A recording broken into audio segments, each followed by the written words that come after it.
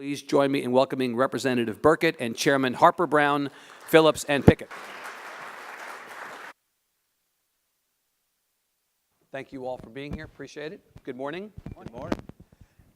So transportation was at the top of a lot of people's agendas for this legislative session. We came into the session with a bunch of problems to solve in the physical and social infrastructure realm: water, transportation, healthcare, public education.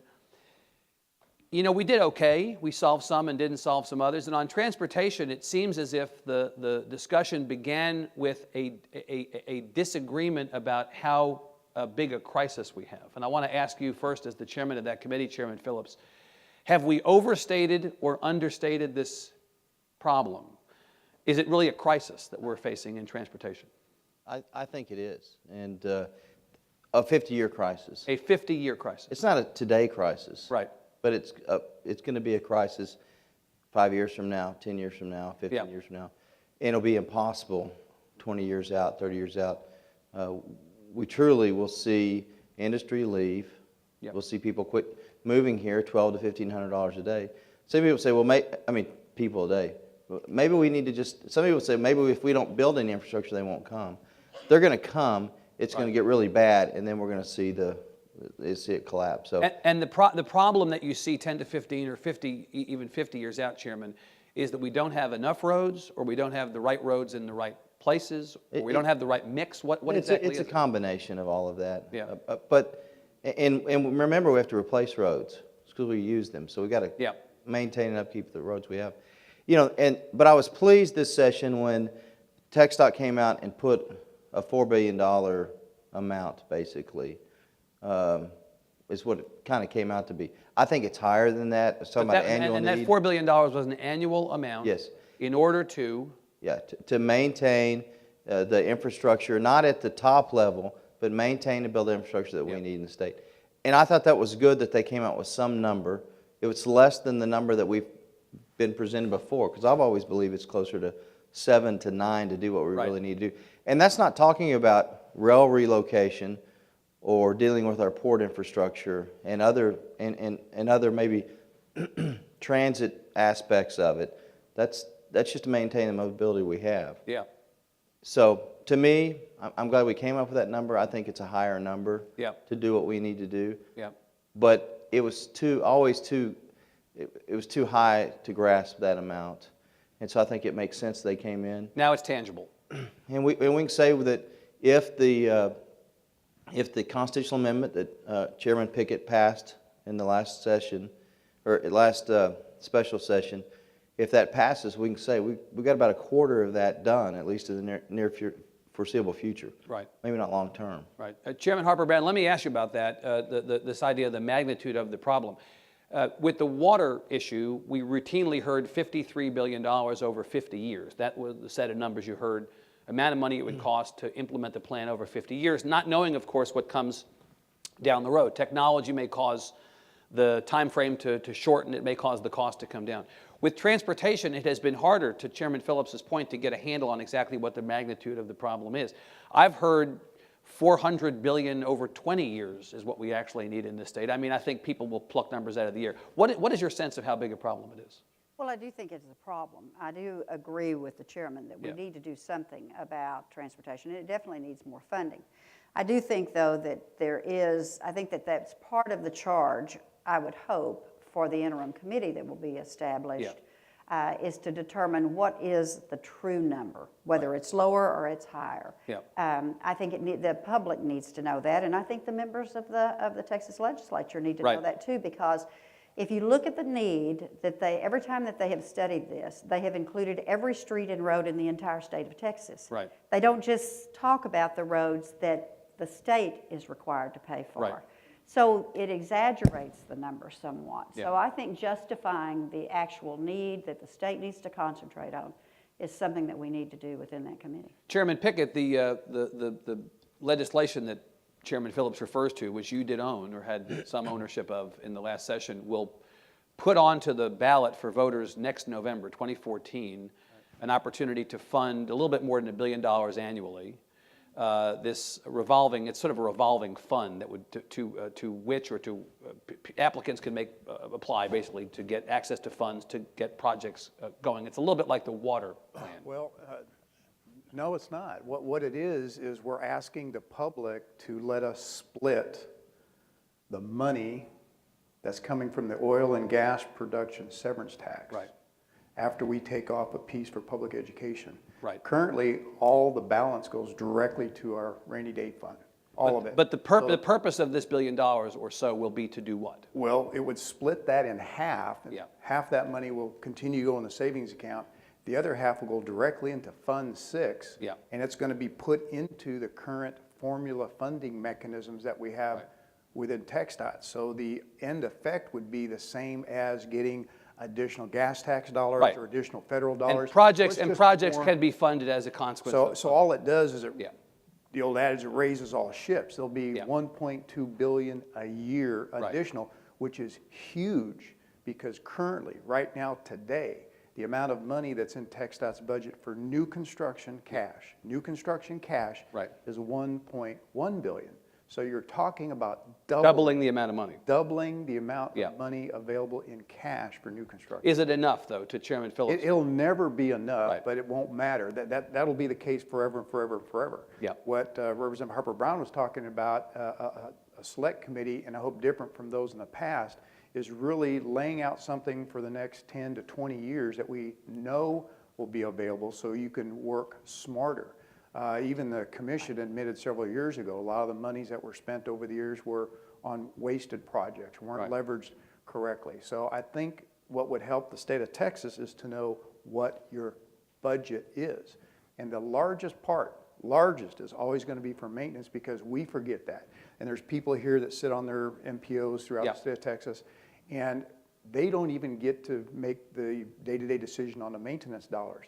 Out of TxDOT's $20 billion biannual budget, $7 billion of that is just for maintaining what we have. Yeah. That's a huge number, and that's a bigger number than construction. So even when we find all this money, now what's different about this also is this is for new construction, right-of-way acquisition. And make sure Joe, because he's on the MPO, what's an MPO? That's just what people are listening to. Well, let's go ahead and make sure we... Metropolitan Planning Organization. And so they're the ones that are charged locally with setting what projects go forward and go forward in that community. And that's how we do it. It's a lot of people don't realize, they think it's from top bottom, but it's really ground up. And Chairman Pickett serves on the MPO and the El Paso MPO. Yeah. And so I just want to make sure everybody knows more as a punishment than a... Yeah, everybody knows what MPO is. And that's an area that I think we need to have, we as state legislators need to have a little bit more input. We're going through some more growing pains in my MPO, and we're starting to figure out, again, this is reoccurring, that we need to have better priorities in place. And I think the state needs to be a little bit more of a thumb on them saying, start prioritizing, because so many projects, and as people know in this room, are moved by politics. What's moving right now? We need this new overpass. Why? Because we're going to open a new sports facility. Right. Does that really look like it's the priority for that region? And so with limited dollars, I think the MPOs, because they are all powerful.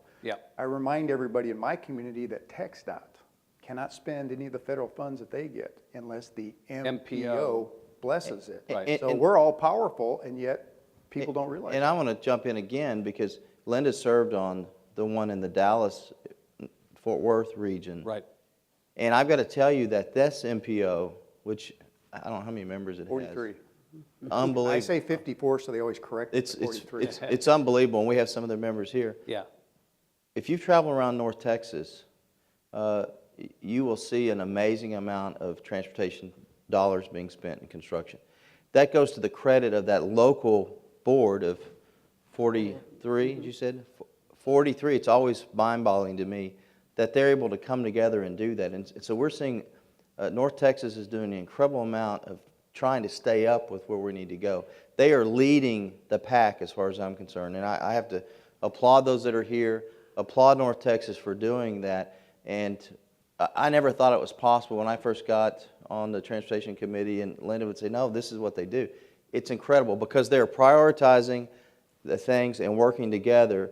and coming up with and using all the tools that we've worked for these years. So I have to say that that's a local, that's bottom up, and they're doing a great job. And it's a combination of new construction and maintenance. They don't get to decide maintenance, and that's what They could. They could. They don't. None of them do currently. We kind of just defer and let the districts do that without the state. They get to decide. And if it gets worse, if we don't have these influxes of money, you're going to see them pairing off, taking dollars from maintenance. Yeah. But another thing too, back to your question as far as the dollars. Yeah.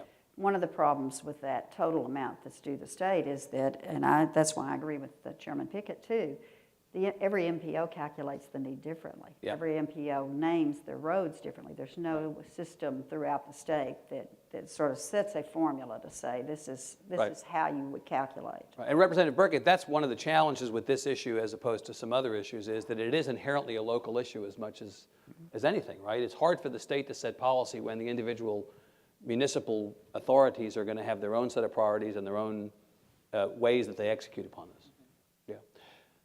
This question of maintenance, you know, the discussion that Chairman Phillips mentioned that's been taking place about maintaining current roads and current level of congestion. We are adding 1,000, or Chairman even says 1,200 to 1,500 people a day. Population of the state has grown from 20 million in 2000 to 27, almost 27 million today. Is that even a relevant conversation? Current roads at current level of congestion? It seems like every day we need more roads and we have to fix the congestion problems we have. Why are we shooting so low?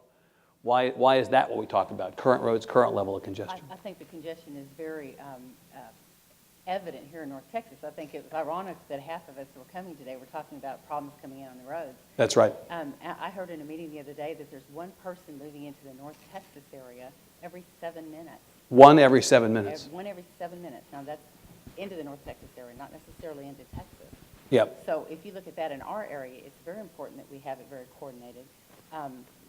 And we do even see a pull in the area on, you know, DFW area to East Dallas County, which I represent, to South Dallas County. Yep. So we've got to prioritize it. We've got to make sure that we do keep our maintenance on our roads. I was surprised to find when I started on this committee, started really delving into the fact that every 7 years, we've got to totally replace the road. Now, it may be maintenance that you do a little here, a little there, but the actual replacement of that road's got to be done, or you're going to feel that in the congestion area. Let me ask you about the mechanism that Chairman Pickett was responsible in large part for creating, this 2014 ballot initiative. There are a lot of people who think that we send the legislators to Austin, our legislators to Austin, to make those hard calls on every issue for us without asking our blessing. So on public education, you didn't come back to us and say, well, we wanted to put $3.5 billion back into public education funding, but we don't want to make that call ourselves. We're going to kick that to the voters to decide. Because the rainy day fund is involved, I realize that procedurally you all have an obligation you don't have on other issues. But do you worry that by sending this issue to the voters that you may be at risk of the voters, Chairman Pickett, saying no? Well, there's always that fear. However, what you said we did. Representative Drew Darby, Linda Harper-Brown, Patricia Harless. There were several initiatives, Chairman Phillips, that we would take that hard decision. We're going to consider raising the registration fees. The governor said no. Right. And I'll veto it. So you put this on the governor. So there was, absolutely. There were several initiatives, only of which a small amount even got as far as to being debated on the floor. Right. And as you know the process more than most, just to get that far something else. So all those were taken off the table. This was sort of all that was left, right? And this is something that came up, it didn't start in the beginning of the first session, and I didn't get everything I wanted either. I want to take the opportunity to end a diversion on the gas tax and include that, but what we wound up with is a source of money today that looks extremely healthy. So whether you're a bleeding liberal Democrat from El Paso, not really, or a right-wing Republican from Coppell or Irving, wherever Linda's from, you can go back. Just to be clear, while you were not paying attention, he called you a right-wing Republican. If she likes that. So you can she go has back. her red on. All of us, though, can go back and say, if you vote for this a year from now, there is no increase in registration fees, there's no increase in taxes, because we have the opportunity of this revenue stream that's growing, and it's your money. Thanks to oil and There's gas, too right. In fact, Yeah. in my opinion, there's too much money money in the rainy being day. amassed. Right. That's not good, it's yours. So we're going to ask the public to let us share in that revenue Right. until it may not be there. So this isn't the end all. This could carry us 5, 6, most people thinking 10, 12 years. Yeah. So immediately, in 2015, immediately, whether it passes or not, there needs to be work on what we do as the next Right. step. But if it passes, Chairman Harper-Brown, it's a start. It It's is a huge start. start. It is It's a that, start. a lot of your fellow Republicans over the course of the session, in the end, a lot more people voted for this than I think initially thought they would. But there was some concern about taking money from the rainy day fund, as there always is, for transportation. Could you talk a little bit about that and ultimately what you think the discussion will be between now and November 2014 about the use of these particular funds? Well, I think that one thing we saw too is immediately after we finished the final special session, there was an almost additional $2 billion placed in the rainy day fund. The comptroller, 2.4. 2.4, there you go. There you go. So it was, that shows that that fund is going to continue to go up. Yeah. And in talking to some, and of course I listen to the tapes, you know, I do my homework. I listen to the tapes from when that rainy day fund was actually put into place. And they never anticipated the fund growing to the level that it's Right. at today. They, as a matter of fact, in talking to some of the people that were there, they never anticipated it going over $700 million. Right. And now we have just too much. I mean, it's Well, in fact, it's Howard. about to, there's a point at which it will cap out, right? It will cap out, and Right. then it'll just go into general revenue, and it'll be spent for other things when we need to get back to the fact that transportation, mobility is a core Yeah. function of government, and the money needs to be spent. We need to prioritize it like we used to do when it was a larger part of our budget. Yeah. That we don't do now. But I think that, you know, getting everyone to understand, I do think that there is a better understanding within the legislature now, Yeah. and I think that members will be helping us with this, but I do think it's going to take a lot of discussion with the public, because there are those groups out there that want to say that we're robbing the rainy day fund. Right. When we need to leave that money in there for other purposes. And they're not really telling everyone the true story about what's going on. So and you, what the rainy you day think, fund Chairman is. Harper-Brown, that the people who are saying, don't take money out of the rainy day fund, don't vote for this thing, are not being honest about what's They're going on? not being honest about what really Do you happens want to with name that names fund. specifically about who's not? Well, no, it would take us too long. and There's we'd be- Fred and Oh, well, I have Ally a and whole there's day. We can actually- yeah, but you think that the opposition is being dishonest. Chairman Phillips. There are groups that are using this Chairman Burkett. politically. Yeah, right. Representative Burkett, you agree that it's being used politically? I was going to say, additionally, back to your original question of us kicking it out to the voters. Yeah. Obviously, it was because we were using the rainy day fund. But we did discuss other things during session, and Linda had great ideas about, using part of the vehicle sales tax. And not only were we, not only do you struggle with how to do it, Yeah. but then you've got the appropriators saying, oh, no, you can't touch this. Now, interestingly enough, I had several town halls right after session ended and talked about the water fund and transportation. Right. And made the comment that we had put $400 million into the roads that were affected by the energy industry. Yes. And I had somebody come up and say, well, if the energy companies have caused all this problem, of course they have it all the problem. Right. Have them pay for Why not pay for it? and I said, well, the energy industry already has, excuse me, a big severance tax that they give to the state of Texas that goes into the rainy day fund and funds quite a bit of stuff throughout the state of Texas. Right. So this made logic sense to me. Well, in some respects, they are paying for it. They are. They are. Right? Now, Money now, goes in and then it goes back. Well, Exactly. and they pay more if we taxes than any other industry in the state of Texas. Yeah. So if we don't choose as legislators to take that money and use it for roads, which are part of them, are part of the Right. effect from energy, then we need to look at that. Yep. So this will actually start a revenue stream coming in outside of what's going into Fund 6 now, but that'll come in on a regular basis. And yes, I realize that it's determined upon what the energy industry does, but the forecasts that are coming out right now is that it's not going to be coming back any. It's not going to be cutting back. It'll do nothing but grow. And the members So we of the need to House make and the advances. Senate are actually going to set a threshold. A floor. That's right, a floor. Right. That was, for in it. fact, that was part of the argument that took place during the. So, Chairman Phillips, on the water initiative, which is going to be on the ballot this time, there seems to be even greater concern that it could fail because we are the lowest voter turnout state in the entire country. We're 51st out of 50, as it were. We're lower than all 49 states in Washington, D.C. in voter turnout. And in off-year elections like the one this year, we're especially low. Yeah. And so for the water, I mean, in some ways, the fact that transportation is on the ballot in 2014, when there are a whole bunch of statewide elections, is probably better because we're going to have more natural turnout. I'm glad they're separated. I'm glad they're on 2014. And one, we didn't pass it in time really to get out and try to push it. So I'm glad it's 2014. This time, you know, when you go talk, I've been in a lot of town halls. Yep. That's what we call them now. I mean, community meetings, what we used to call them. Now they're town halls. Talking about the constitutional amendments. I send out to every person that basically votes in the last several elections, I send out here are the amendments, and here's the pros, here's the cons to each one, and it's before. And it's really interesting to see, you know, one of those amendments is dealing with the Hidalgo County Hospital District and what tax rate they can set. I mean, that's why sometimes people are not too excited about coming to constitutional amendments, because they look at it and say, "Why? How does this relate to me?" Yeah, how does it relate to me? And so it's hard to get them unless there's going to be a mayor race in Houston, so you're going to see a big turnout there. Yeah, that's the biggest election. And so if the people in Houston don't think there's a water problem, it's going to make it tough. Yeah. Now, the rest of the state, I mean, most people say, yeah, this makes sense, you know, on the waterfront. And I think they'll do the same thing on transportation. Right. You know, when we came in 2003, and since then, we've spent rainy day funds. And we had conservatives at the time saying, how dare you leave those tax dollars just sitting there? Right. It's conservative to return those to the taxpayer. Either return them or spend them wisely so we don't have to raise taxes or you know, those things. So now it's kind of become full circle to where some people say, well, don't spend anything. But as you know, Chairman, the conversation did change. In 2011, Governor Perry, chief among the opponents, said, don't touch. This time in his State of the State, he talked about we need to put money into infrastructure. And every statewide elected official position, this is going to be interesting. Yeah.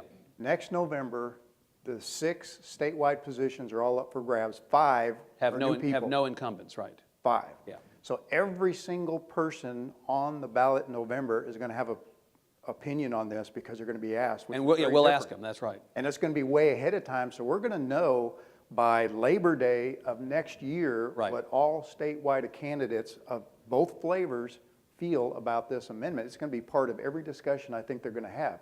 So we'll know early, I think, where everybody stands. Because I think you're going to see, and I'm guessing maybe wishfully, that every single one of them are going to be, that's what we need to do, because you can make the argument whether you're conservative or not, that this is the best thing to do. Chairman Burkett, Representative Burkett, pardon me, to your point about people driving here today and having problems, it's ironic given the nature of this conversation today.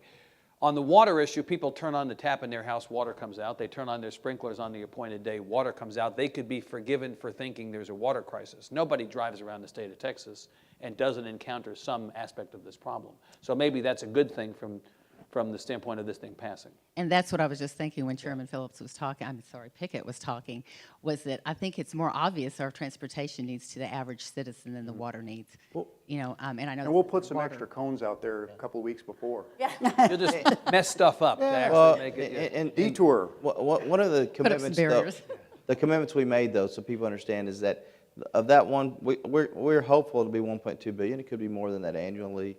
That money is dedicated to non-tolled roads.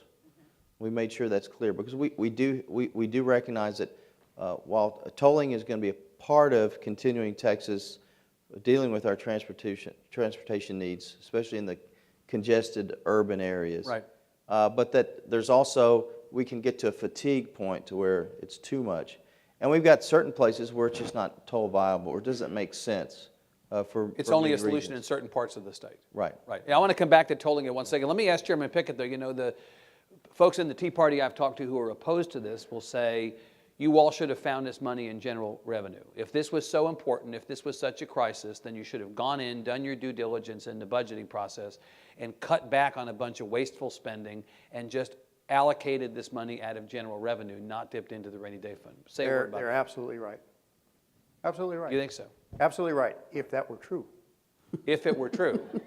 It You had isn't me true. there for a second, so Back in explain. Back in 2003, when we had kind of the first major budget crisis, the fat had been trimmed and has been trimmed consistently since then. It's more like, you know what? Come in look at the entire process. Let's open the books. You show us where to cut. Yeah.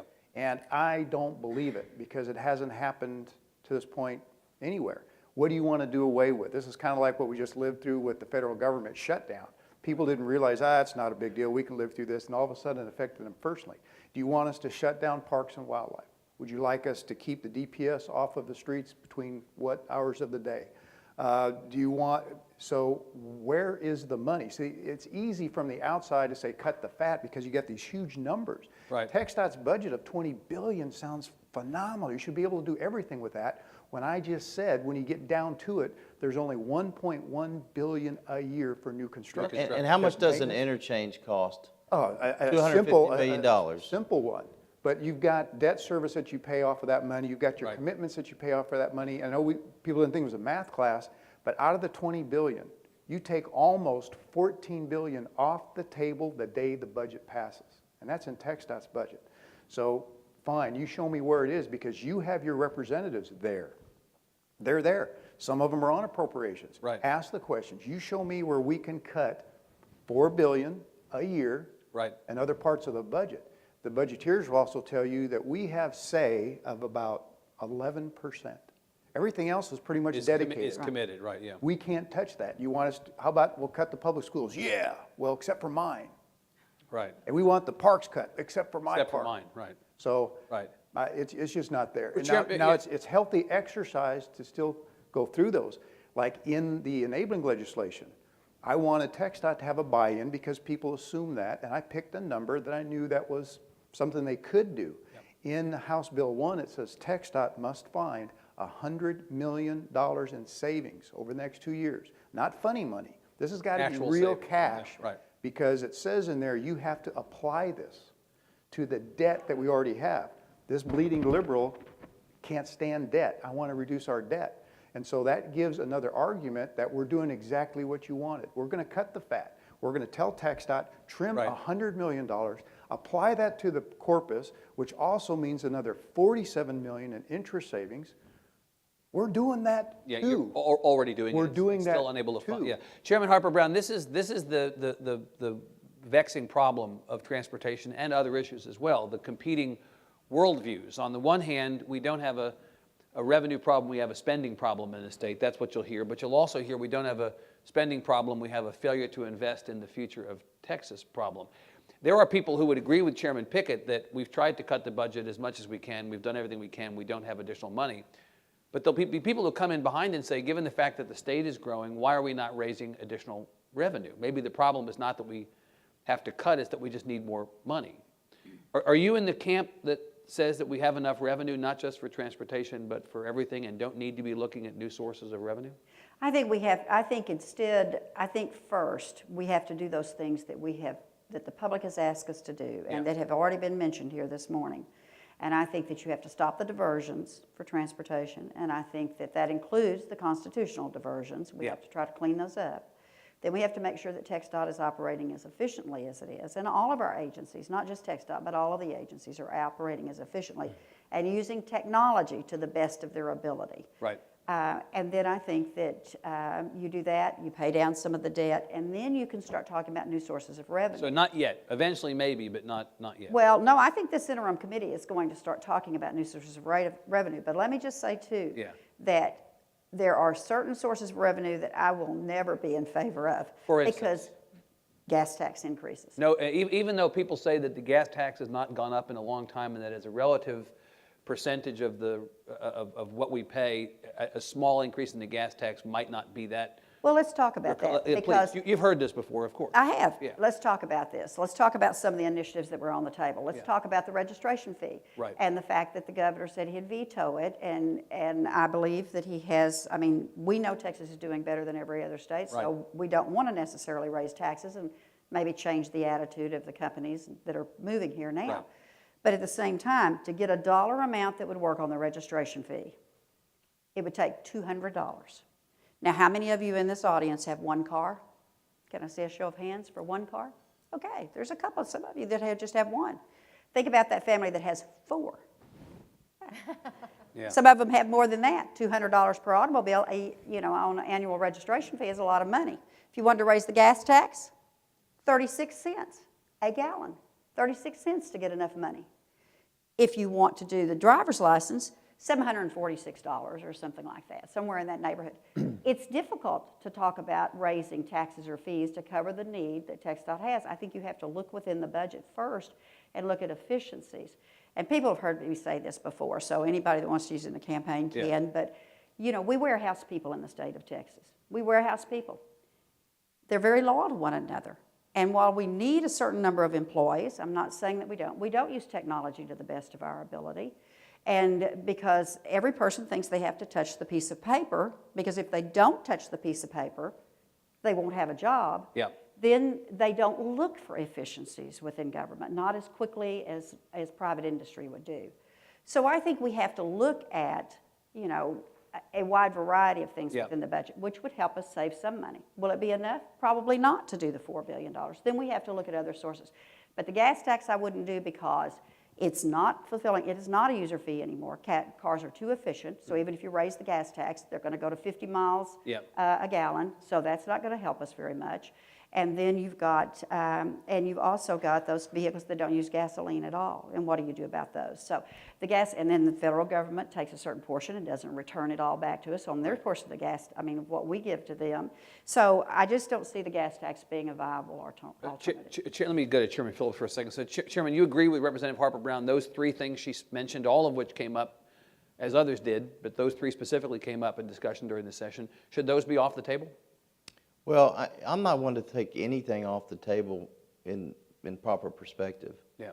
But I also have been at this long enough to know what is political reality. Not a lot of stomach for any kind of new taxes in this. Hey, that's not anybody. I mean, Yeah. it doesn't matter whether you're Republican or Democrat. When you talk about a gas tax, when you go and you get towards $4 a gallon, and every time we're in session, it's at it's at the highest amount. I don't know why that is.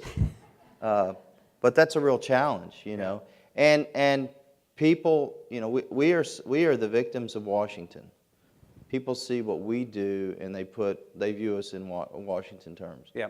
And so there's no trust there. They might trust us individually. They reelect us. And I think we rank much higher than than Congress does. But those are still challenges that we need to do. I've always said, unless we take care of the diversions, we took care of a big chunk of that this time, the DPS diversion. We put $400 million towards that. That's $400 million that can go on roads this next 2 years, or transportation projects that were going to DPS the last 2 years. That's a good start. We need to continue to do those kind of things. On the diversion issue, Chairman, there are some people who think that the diversion issue is itself a diversion. So the governor It is. Governor talked about this in the State of the State. We're going to take that money out of the DPS bucket and we're going to put it back in the transportation bucket. But of course, the state's not going to defund DPS.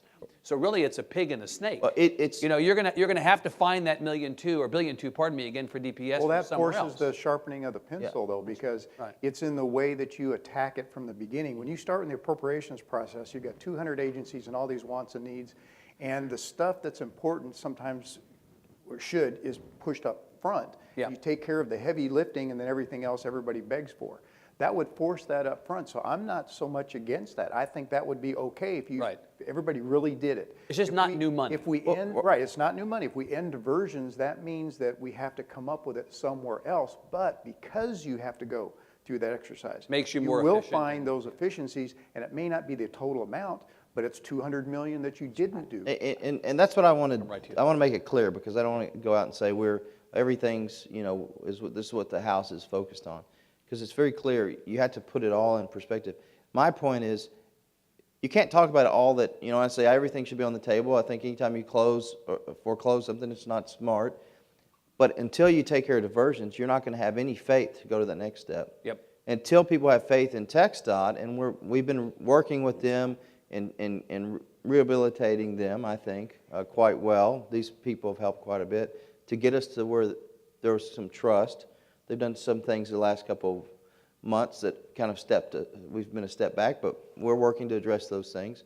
We're going to go forward. We have to get that trust before we can go to those other things. But, you know, Linda and I, Senator Nichols, and we joined together. You know, we had an amendment to say, let's take the future growth of the automobile sales tax, put it to transportation. Now, is that new money in the overall budget? No, but that's new money to transportation. Right. It's something that people can say, we see that makes sense, that you spend automobile sales tax would go towards that. Those are things that we need to focus on. So I want to focus on that. That would be my first choice before we do anything. Before you consider any of this stuff. Representative Burkett, it did not go unnoticed that the proposal to raise the registration fee, or the discussion at least, I'm aware of the discussion to raise the fee for renewing a driver's license, did not start with those socialist Democrats. They were Republicans who talked about that. You know, Tommy Williams may be some people's idea of a liberal, but he's a pretty conservative guy. And the fact is, it was Tommy Williams, among others, who were talking about raising the registration fee. We've gotten to the point where Republicans now are talking about new revenue sources. So are you with Representative Harper-Brown about that? We should not. The TxDOT folks produced a document for me a couple of months ago that showed where Texas ranks among the burden on car owners in registration fees. We're pretty far down. I think we're 44th out of 50th in terms of the burden that registration fees represent for drivers. And surely we could move up a little bit, shouldn't we? And maybe get if not everything we need, but get some. Well, I think that number one, I wanted to make a comment on the gas increase. Yeah. You've got somebody like myself who drives a Prius, and my husband drives a truck. Okay, our gas mileage is quite different. So how? Well, you balance out, right? So yeah, we might as a household. So those are thoughts when you look at that. But I think that the political focus of it. And she would never have gotten on this committee had we known she'd driven a Prius, because that's less money to the. But I think the political reality is everybody down in Austin is looking at how a vote like that would affect their reelection, right, or make their constituents happy or not. But I also think that we had a couple groups that came up that we met with on a regular basis that were Tea Party affiliated, and one of the comments we heard was, "You get all the diversions taken care of. You get the debt taken care of, and prove to us that you need more revenue, and we'll look at that." Then talk to us. So I think it's very important that we look at our diversions, and I realize it's the same pot of money, but if you could look at your budget and actually say, well, here's this column for transportation, here's this column for, the AG's office gets money out of the transportation fund. It's logical what they use it for. It's for looking at contracts, et cetera. But I think that the average citizen really would rather be under the AG's office and look at Fund 6 going to roads and to the employees that actually build the roads, and that's what they want to see. So if that's what's going to make it more reasonable to our constituents, who are our taxpayers who are providing those dollars, let's do that. Let's get it where they can understand what we're doing, and they can agree with us when we make decisions. And that's what I really think our goal needs to be. Chairman Phillips, you mentioned toll roads earlier. Toll roads are certainly an increasing part of any discussion of transportation in Texas. And if you, like me, occasionally find yourself on a free road in a big city at rush hour in the morning, and you see over in the distance a toll road winking at you lasciviously, saying, come over here, spend your money. You may object to the fact that it appears you're being double taxed, that your taxes pay for the roads we have, but then you're asked to pay a second time. But once you go toll, you never go back. If you get on those toll roads in a big city at rush hour, you'll never drive a free road again. I mean, it really is attractive. If you get on the toll roads in in the North Texas area, in the non-commute or rush hour times, you're going to see contractors, trades taking advantage of being able to get to appointments much quicker. Yeah. Because they know that there's a return on that. That's an investment that they can get 4 appointments done in a day instead of 3 or 2. Right. And we have a better appetite in North Texas, because we've seen success. I mean, they've made the difference. What we know is without those toll roads, those roads would not have been built or changed. Right. That's right. And they're doing some really creative stuff here. I mean, you're going to have some opportunity to have some managed lanes. We're rebuilding 635, which is an amazing project to see what's happening, where we're going to have the same amount of free lanes, and the toll lanes are going to help pay for that. 183 is going to get redone. That road is not safe. It needs to be rebuilt. She's been fighting for getting it built, and it's going to be rebuilt. Same amount of lanes, free lanes, and you're going to have toll capacity help pay for that. It's like Texas OU. You're for one team or the other. Yeah. And the tolls were rolled out, in my opinion, completely wrong decades ago. Explain. And, TxDOT was heavy-handed starting in 2001, and I was there as part of the problem, part of the solution. My community is about to open its first toll in January. And many of us who are around to make that decision will be sleeping at a different location every night for about 3 or 4 months, just because we're not sure how it's going to go over. But our Well, community, it's a haves and have-nots issue. it isn't is, I mean, but our community was told by TxDOT, by the Texas Department of Transportation, you will include tolls in your short and long-term plan, or we will cut your funds. That's right. So we fought back to a degree. We said, fine, but we're going to choose them. So we chose them versus TxDOT. Yeah. If TxDOT chose them, we wouldn't have had the growth that we had in Fort Bliss.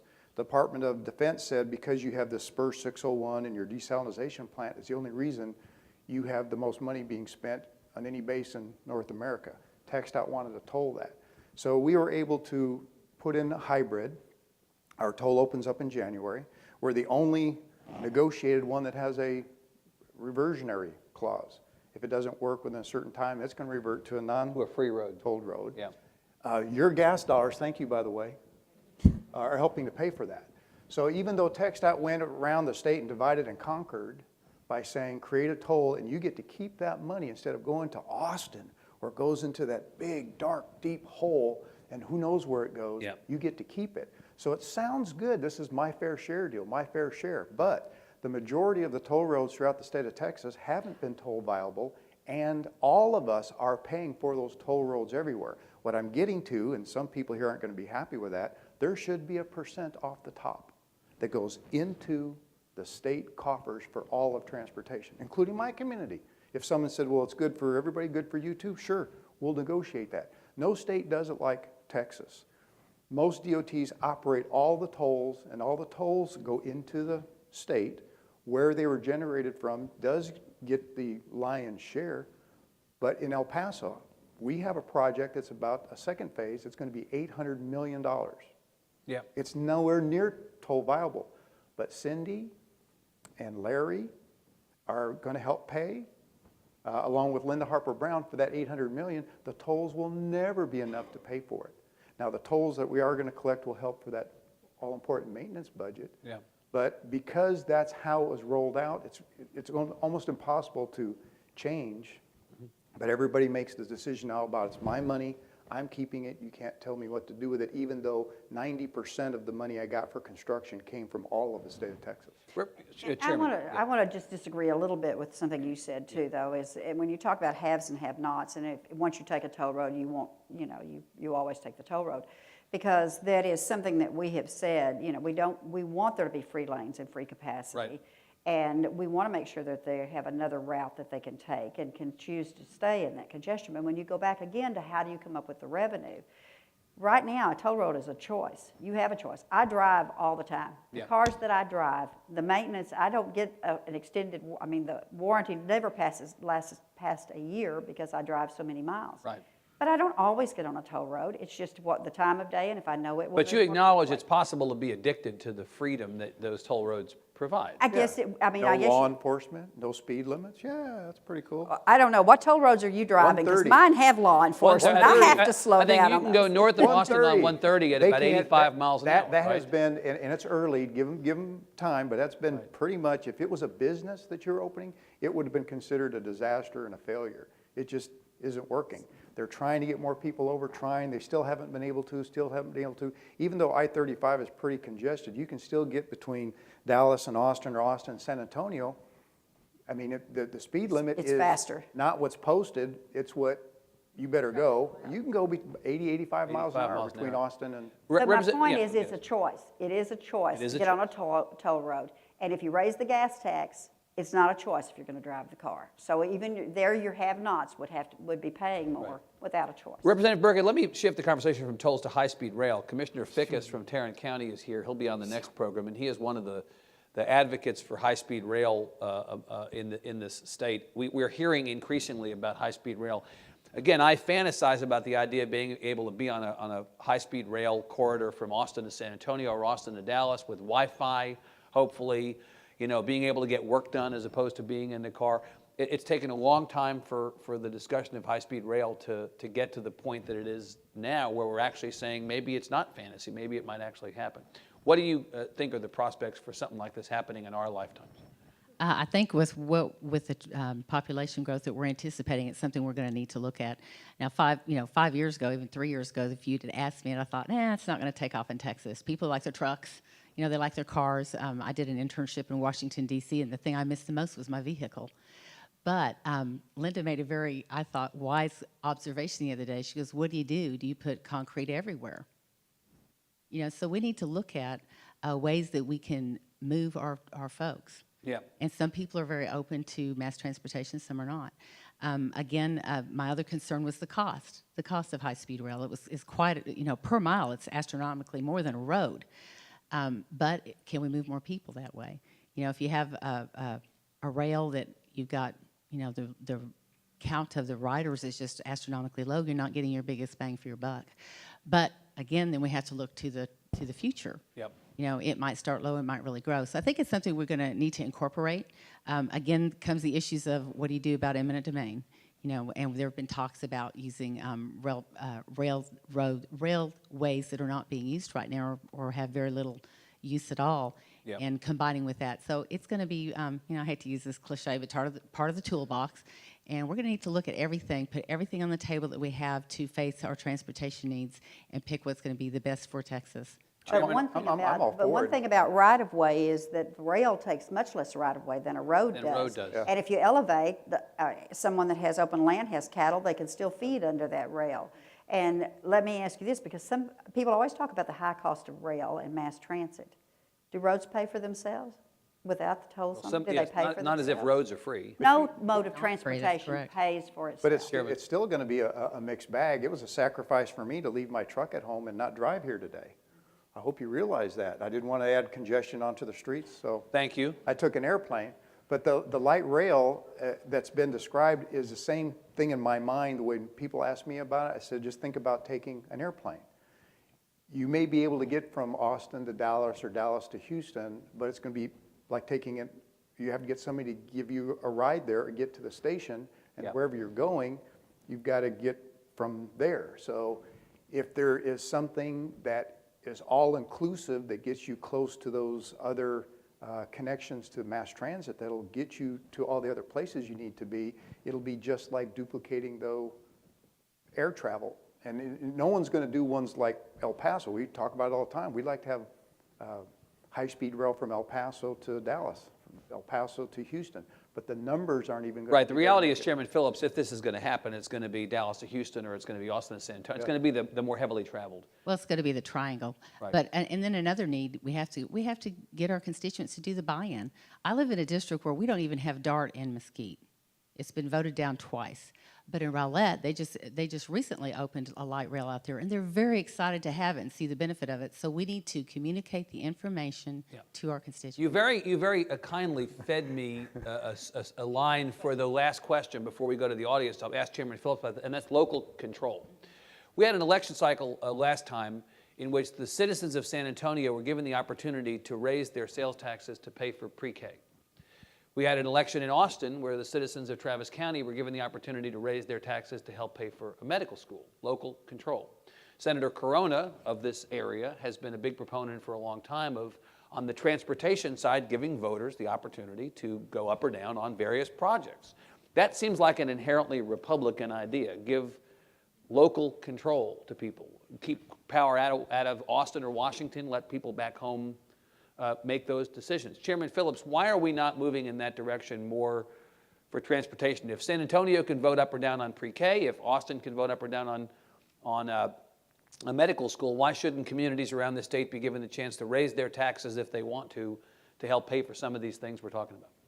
You know, I think that you're going to see, what we're really talking about a layered approach on transportation. We're going to have to do stuff locally, the state, work together, and some of that funding is going to have to come locally. And we passed 3 bills that were signed by the governor. I believe all 3 of them were signed by the governor. I think they were, to allow a registration fee. El Paso. $10 increase. Yeah. El Paso. Somewhere in the valley, right? Laredo and San Antonio. And then in the Hidalgo County, we give them? They already had. Yeah. Anyway, so those passed. Those individual representatives came and say, for our communities, we want this. So it's a local control. Some of them, it's a commissioner's vote to do that. Some of them is a vote to the people. So I think you're going to see some of that continued. The problem with what was proposed before is it was too much, and it wasn't explained very well. And while you had a lot of community leaders in here probably that supported it, there were those that said, well, this is just too much. And again, people were saying, well, that sounds like what Washington, D.C. would do. So it wasn't explained very well. I mean, I don't think people realized, hey, we could vote for whatever funding source to build this road from point A to point B without it being a tolled road, or it will be whatever. Yeah. People didn't really understand. It was going to be rough in their elections, those people who supported it, because, I mean, that was 2009, and I was right there in the middle of it, and it was the majority of the members. We could never get more, and I asked the Democratic caucus and the Republican caucus, we did weekly Briefings. yeah, we canvassed, and we could never get more out of 150 members, 43 to 48 total that would support it, because it was going to be, you voted for a tax increase. No, I voted for the public to have the right to choose. Right. No. That's a long. But it wasn't wait, just. Wait. There were about 10 different. It wasn't that there at the origination. It wasn't that it was just a registration fee. Because welcome to Texas, that'll be $200. There was like 10 or 12 things. $50. It was too much, and that's what several of us said. Pare it down to a few things. But by that point, everybody if it had gone down to just it. gas tax, it might have. Representative Harper-Brown, you wanted to say something about that. You feel strongly on this one way or the other? I do, because the question you asked was, and the examples you gave were local control. The city of San Antonio, the city of Austin, the city. Right. There was no local city option in that proposal then. Yeah. Would you be more favorable to one that was a local city option? I would look at it more favorably. I would look at it as an opportunity if it were totally local, because the city of Irving already puts their 1% in for transportation. Linda's correct. Everybody prevailed it as being Dallas only, but it was not. She's absolutely correct. And so it was like, we're not getting our say in our municipal burg. It's all or nothing. So that was a big problem as well. Yeah, I mean, it just, so it wasn't just that people were against giving local control. There was just the whole package. We could just turn everything we've built already into bike lanes. No? I'm not sure that would go over great, but let's just see. So we have microphones here in the room if people have questions. This is Nicholas from Dallas Business Journal. Yes, sir. I noticed you guys talked about, obviously, this that's going to be voted on in November next year. The constitutional amendment won't pay for toll road projects. Just want to be clear, because the DFW connector and some of these other projects, 635 LBJ, they're hybrids, I guess you guys are calling them. Are those types of projects in the future that have managed lane components, will they be part of this? Would they be funded by this money from the rainy day fund or would that be separate? If asked by the Attorney General, if someone was requesting opinion as to what my proposal was, it would be absolutely not. Because there's plenty. You think it's clear? There's not enough money to do everything, so why not dedicate this money for the non-toll? That is my intent, and I believe that's what the majority of the people who stepped up and eventually voted for it intent was a big part of it. Because you're going to see different members around the state picking out what they feel is important. Someone's going to stand up and say, this puts cash in. Others are going to stand up and say, hey, no tolls, no tolls. And so I think that's going to remain. Because quite frankly, that provision that remained in there, we passed that out of the House and it failed in the Senate because they didn't, well, the first special session we had that sent to us and we put that language in there. That was part of what we wanted to do. And frankly, that language continued. There's more opportunities to do leverage projects than there is non-leverage projects. So we're wanting to give an advantage to those projects that should not even be considered a toll. Not everything will work as a toll. Right. Yeah. I mean, and that's part of what we've heard, ma'am, when you talk about trust. I mean, that's one of the reasons why we did that, to let the voters know. We know that you can't toll your way out of all of this. And that gets us back to the other discussion. If we don't, what Dwayne said, every time you start your car, you're paying that tax. And so we've got to find out. And guys, one of the things that we need to understand, and most of you know this, but the problem we have with transportation, I mean, our population has boomed, but our revenue from gasoline is basically stagnant. And that's because cars are more fuel efficient. People drive less whenever they have, whenever gas prices go up. And so that's the problem. And that's the biggest reason why we're short $1 billion or so because of these figures. If gas were down at $1.50 and cars were still driving, getting all of them getting 10 to 12 miles a gallon, we wouldn't have an issue. I mean, we would have more money, probably enough to take care of what we're talking about here. That's not what we're having. It's not just in Texas. It's in the throughout the United States. They're having the same problem. We're going to have to come to some other solution than the gas tax revenue. Gas tax is only paying 9% of the projects of the construction we have in the state of Texas. What a wonderful opportunity to hear from these 4 leaders on the Transportation Committee. Let's please give them a hand and thank them for being here. Representative Burkett, Chairman Harper-Brown, Chairman Phillips, and Chairman Pickett.